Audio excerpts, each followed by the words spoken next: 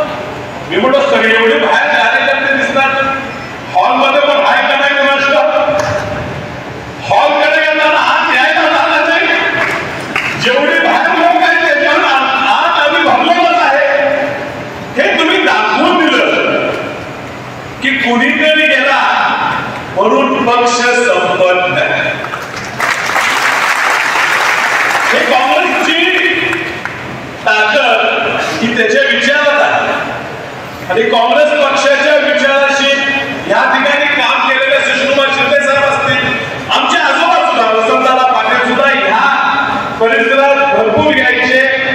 आज बंधुबांधांचे स्वर्गीय वडील माजी आमदार माधवराव पाटील साहेब हे सुद्धा वसंतदादांचे अत्यंत निकटवर्तीय आमदार सरकारी म्हणून काम. आज ताईंच्या सुद्धा आई मातोश्री या ठिकाणी आमदार होते, मंत्री सुद्धा होते, ते सुद्धा वसंतदादा एकत्र एका मंत्रिमंडळामध्ये एकत्र काम केलं. ही नाळ या अक्कलकोट तालुक्याची या मतदारसंघाची आमच्या वसंतदादा कुटुंबियांमुळे एवढी नाळ जोडलेली आहे आणि ती नाळ थोडी चालू व्हावी या खातिर या ठिकाणी त्या अक्कलकोट शहरातनं आम्हालाही प्रयत्न आमचे या ठिकाणी स्वामी समर्थांचे आशीर्वाद घेऊन आम्ही राजकारण करतो, निवडून आला आणि या ठिकाणी आशीर्वाद घ्यावे ही जी प्रेरणा या ठिकाणी मिळते हे ठिकाण काँग्रेसच्या विचाराचं. सर्व समाजाची सर्व धर्माची लोक एकत्रित काम करतात, एकत्रित राजकारण करतात, एकत्रित समाजकारण करतात. असा सर्व समाजाला एकत्रित घेऊन चालणारा तालुका या ठिकाणी अक्कलकोट तालुका आणि अक्कलकोट विधानसभा मतदारसंघ आपण घ्यायचा. दुर्दैवाने या ठिकाणी भारतीय जनता पक्षाने आपल्या भांडण लावायचे प्रयत्न केले, जाती धर्मात प्रयत्न केले, भूत धापा करून खोट्या आमिष देऊन त्यांनी याचा उल्लेख केला.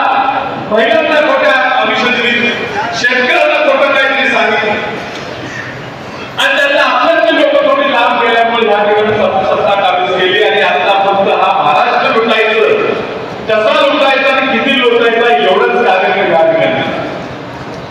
या महाराष्ट्राची परंपरा खूप मोठी आहे. तुम्ही आम्ही हे देश चालवलेला आहे, हे देश संरक्षित ठेवलेला आहे. मी दिल्लीत हे आमचं भाषण ऐकलं तर मी राष्ट्राचं सांगितलं की दिल्लीचं तत्व सुद्धा राहते हे महाराष्ट्र. तुम्ही सगळे लागता. आज महाराष्ट्राला नाचण करायचा प्रयत्न या दिल्लीवाल्यांनी केला आणि का चालू दिले, कारण दिल्लीत मलाही खायला मिळते. शक्तीपीठाचा मार्गाचा विषय आज आम्ही त्या ठिकाणी जाणार आहे, त्या विषयात सुद्धा कसं त्या जास्तीत जास्त पैसे खाता येतील, कसे आपल्या तिजोऱ्या भरता येईल एवढाच उपयोग ह्या महाराष्ट्राचा चाललेला आहे. तुम्हाला थोडं खिशात टाकायचं आणि इथून भरभरून घ्यायचं आणि